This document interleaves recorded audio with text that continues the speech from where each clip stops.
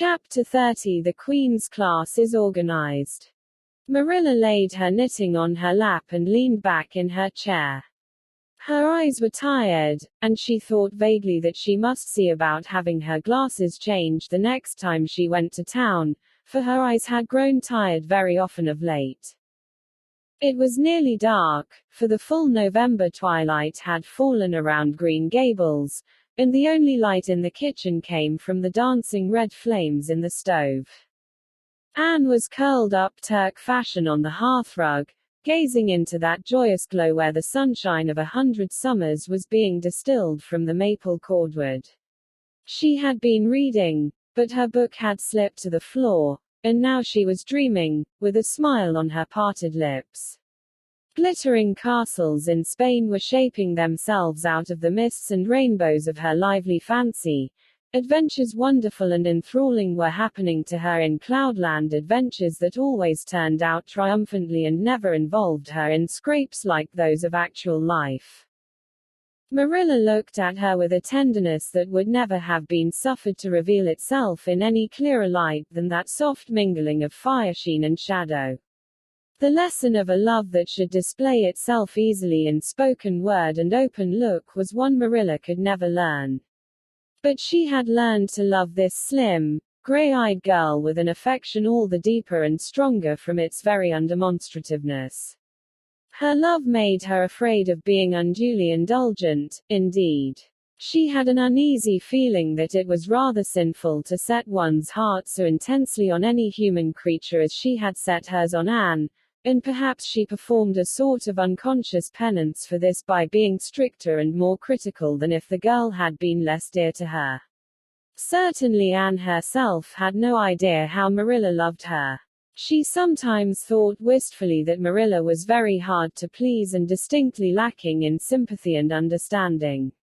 But she always checked the thought reproachfully, remembering what she owed to Marilla. "Anne," said Marilla abruptly, "Miss Stacy was here this afternoon when you were out with Diana." Anne came back from her other world with a start and a sigh. "Was she? Oh, I'm so sorry I wasn't in. Why didn't you call me, Marilla? Diana and I were only over in the haunted wood. It's lovely in the woods now. All the little wood things, the ferns and the satin leaves and the crackerberries have gone to sleep, just as if somebody had tucked them away until spring under a blanket of leaves. I think it was a little gray fairy with a rainbow scarf that came tiptoeing along the last moonlight night and did it. Diana wouldn't say much about that, though. Diana has never forgotten the scolding her mother gave her about imagining ghosts into the haunted wood. It had a very bad effect on Diana's imagination. It blighted it. Mrs. Lynde says Myrtle Bell is a blighted being. I asked Ruby Gillis why Myrtle was blighted, and Ruby said she guessed it was because her young man had gone back on her. Ruby Gillis thinks of nothing but young men, and the older she gets the worse she is. Young men are all very well in their place, but it doesn't do to drag them into everything, does it? Diana and I are thinking seriously of promising each other that we will never marry but be nice old maids and live together forever. Diana hasn't quite made up her mind though, because she thinks perhaps it would be nobler to marry some wild, dashing, wicked young man and reform him. Diana and I talk a great deal about serious subjects now, you know.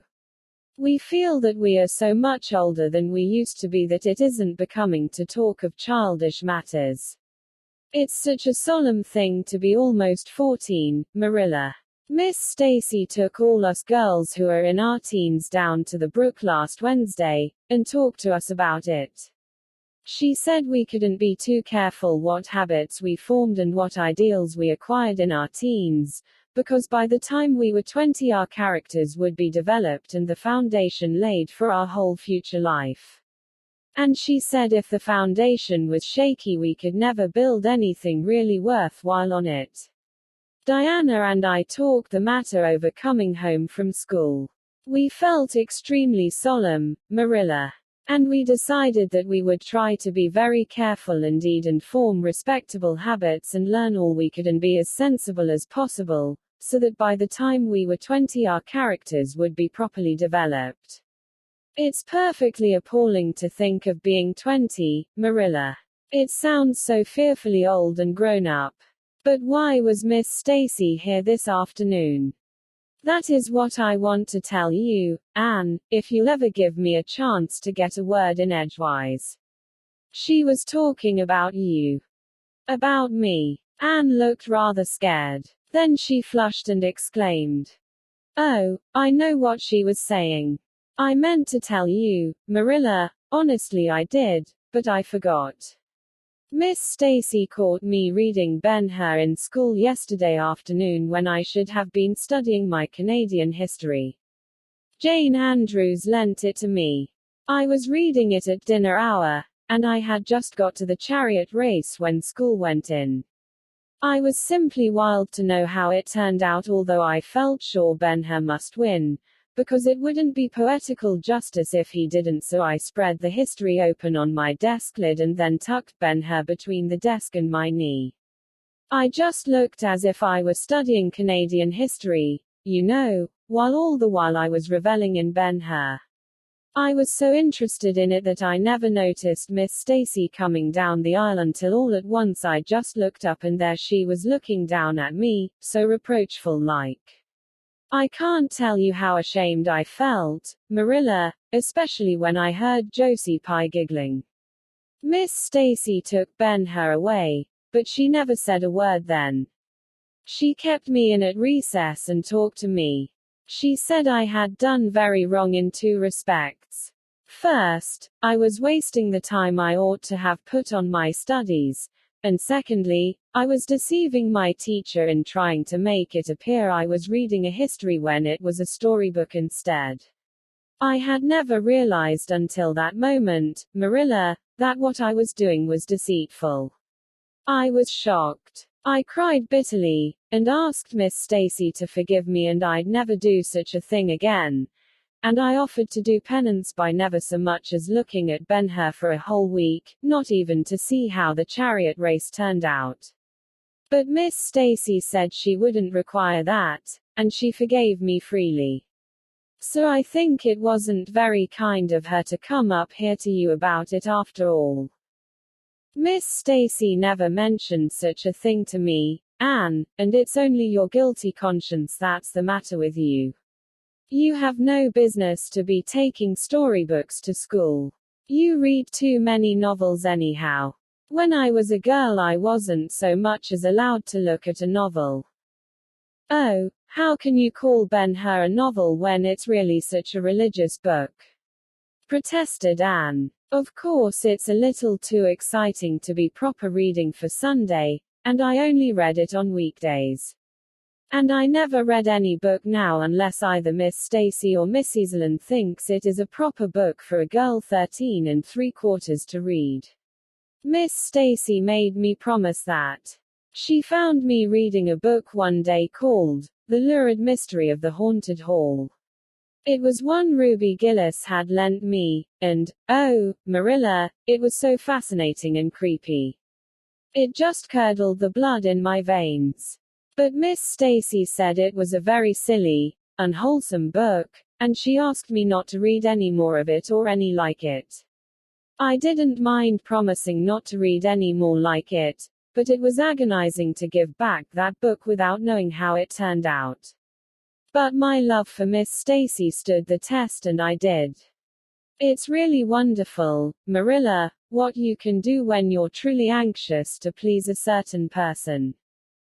Well, I guess I'll light the lamp and get to work, said Marilla. I see plainly that you don't want to hear what Miss Stacy had to say. You're more interested in the sound of your own tongue than in anything else. Oh, indeed, Marilla, I do want to hear it, cried Anne contritely. I won't say another word, not one. I know I talk too much, but I am really trying to overcome it, and although I say far too much, yet if you only knew how many things I want to say and don't, you'd give me some credit for it. Please tell me, Marilla. Well, Miss Stacy wants to organize a class among her advanced students who mean to study for the entrance examination into Queens. She intends to give them extra lessons for an hour after school. And she came to ask Matthew and me if we would like to have you join it. What do you think about it yourself, Anne? Would you like to go to Queens and pass for a teacher? Oh, Marilla. Anne straightened to her knees and clasped her hands. It's been the dream of my life, that is, for the last 6 months, ever since Ruby and Jane began to talk of studying for the entrance. But I didn't say anything about it, because I supposed it would be perfectly useless.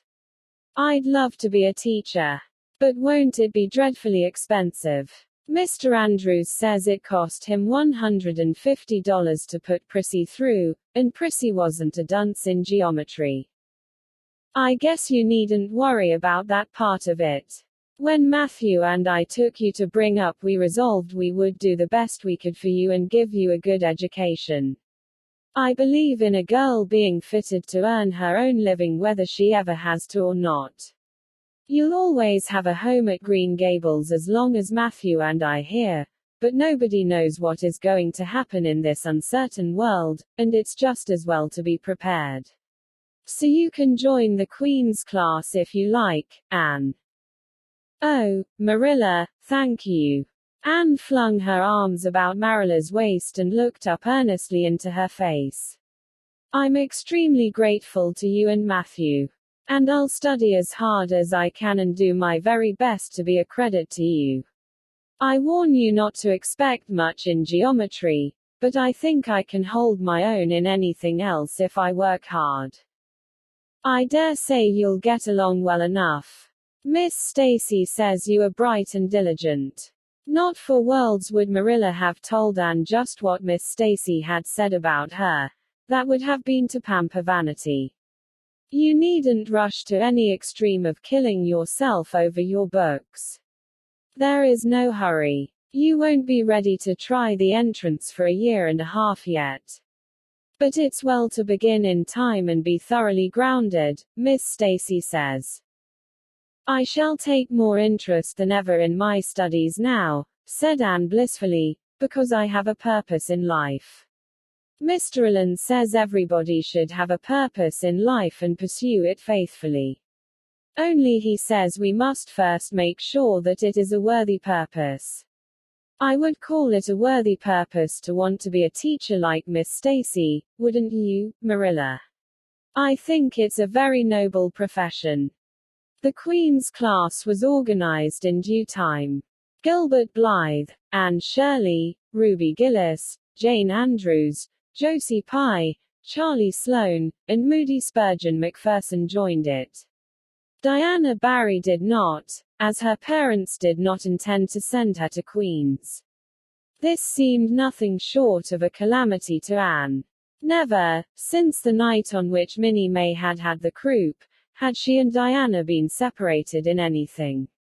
On the evening when the Queen's class first remained in school for the extra lessons and Anne saw Diana go slowly out with the others, to walk home alone through the birch path and violet vale, it was all the former could do to keep her seat and refrain from rushing impulsively after her chum. A lump came into her throat, and she hastily retired behind the pages of her uplifted Latin grammar to hide the tears in her eyes. Not for worlds would Anne have had Gilbert Blythe or Josie Pye see those tears. But, oh, Marilla, I really felt that I had tasted the bitterness of death, as Mr. Allen said in his sermon last Sunday, when I saw Diana go out alone, she said mournfully that night. I thought how splendid it would have been if Diana had only been going to study for the entrance, too. But we can't have things perfect in this imperfect world, as Mrs. Lynde says. Mrs. Lynde isn't exactly a comforting person sometimes, but there's no doubt she says a great many very true things.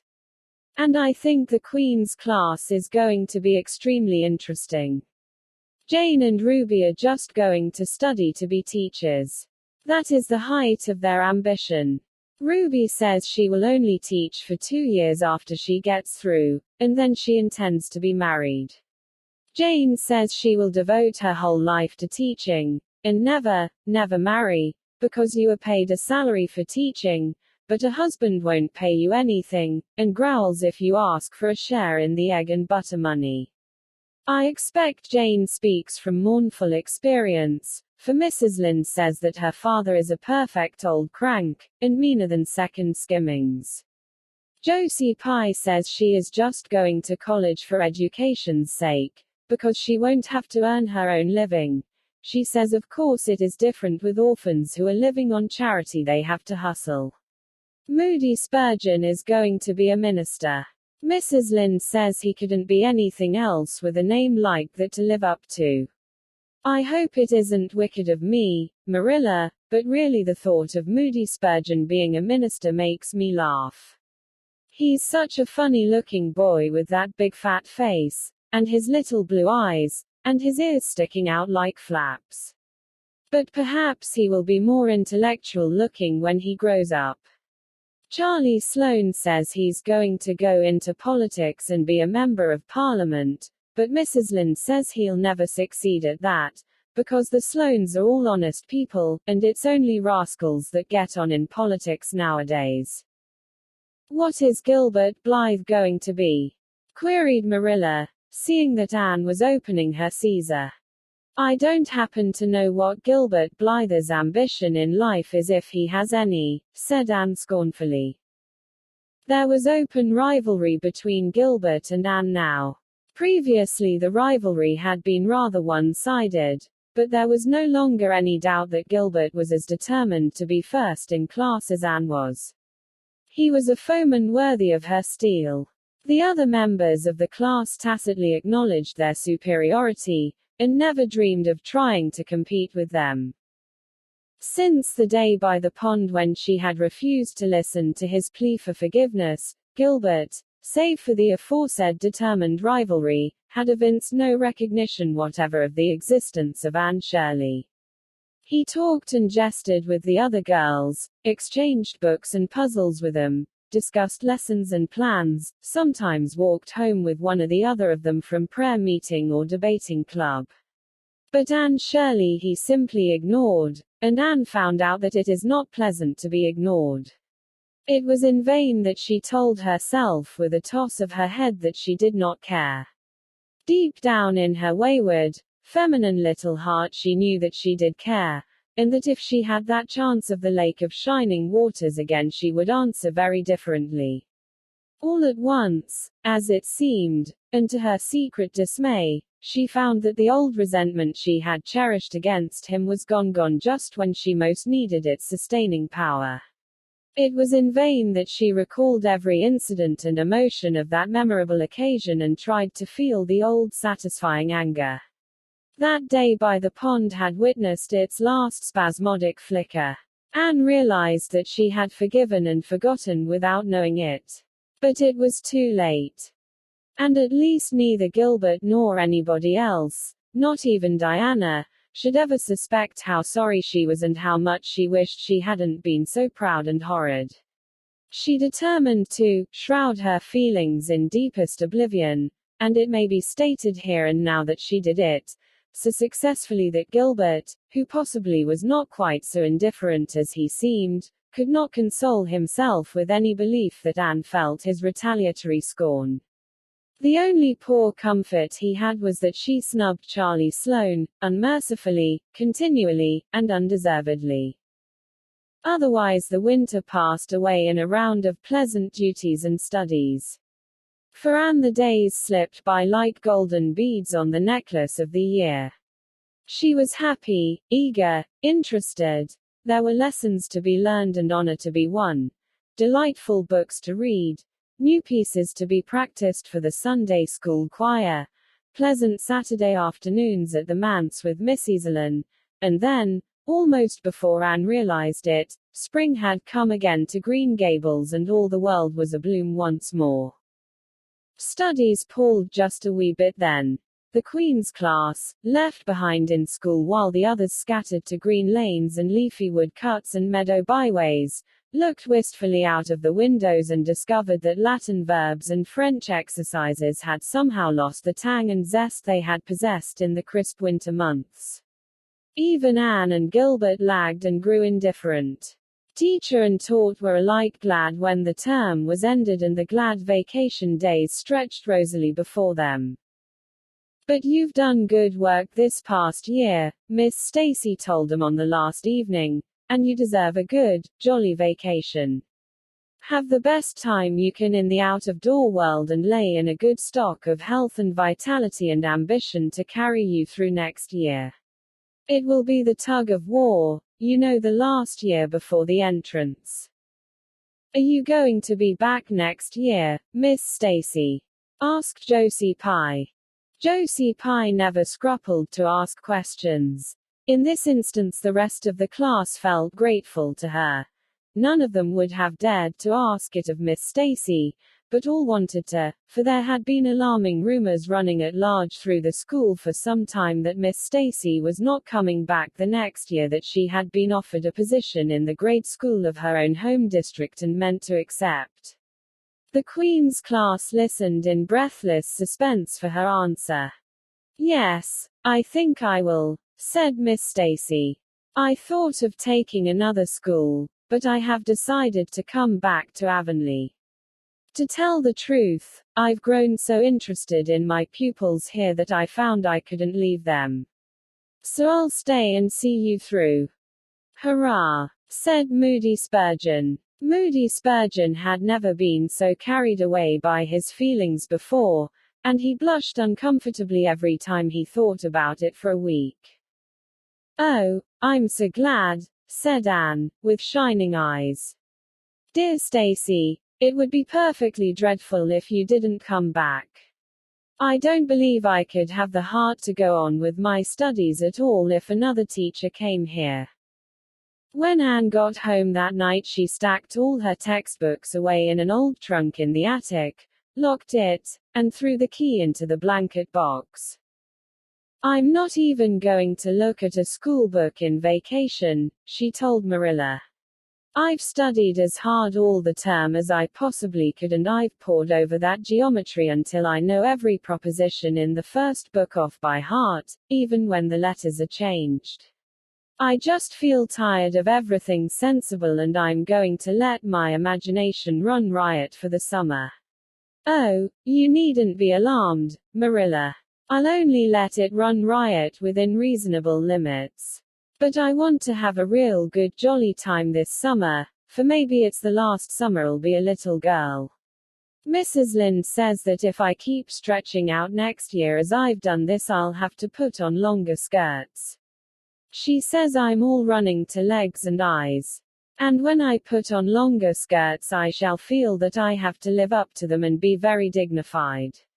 It won't even do to believe in fairies then, I'm afraid. So I'm going to believe in 'em with all my whole heart this summer. I think we're going to have a very gay vacation. Ruby Gillis is going to have a birthday party soon and there's the Sunday school picnic and the missionary concert next month. And Mr. Barry says that some evening he'll take Diana and me over to the White Sands Hotel and have dinner there. They have dinner there in the evening, you know.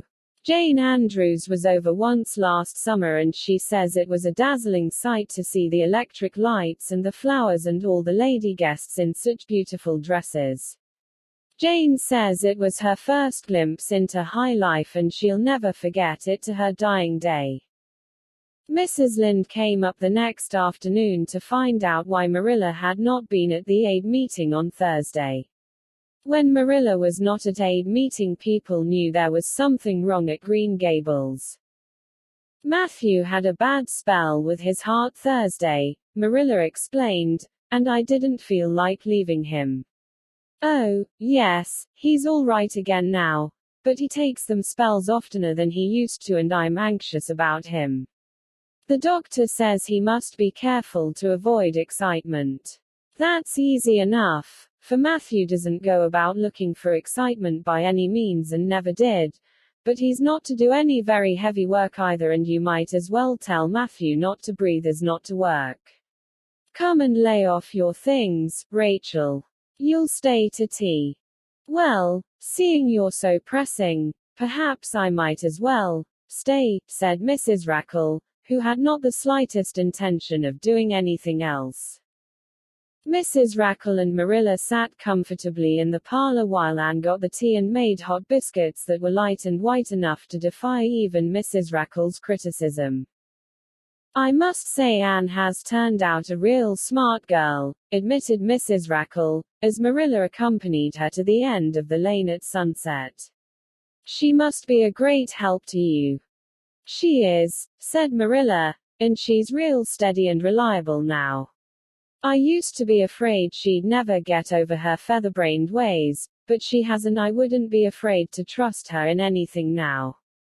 I never would have thought she'd have turned out so well that first day I was here 3 years ago, said Mrs. Rackle. Lawful heart, shall I ever forget that tantrum of hers? When I went home that night I says to Thomas, says I, mark my words, Thomas, Marilla Cuthbert, LL live to rue the step she's took. But I was mistaken and I'm real glad of it. I ain't one of those kind of people, Marilla, as can never be brought to own up that they've made a mistake. No, that never was my way, thank goodness.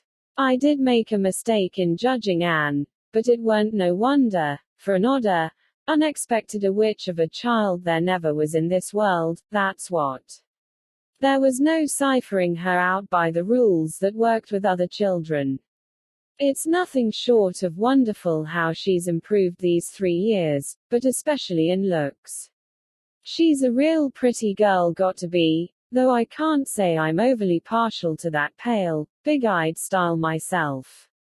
I like more snap and color, like Diana Barry has or Ruby Gillis. Ruby Gillis's looks are real showy.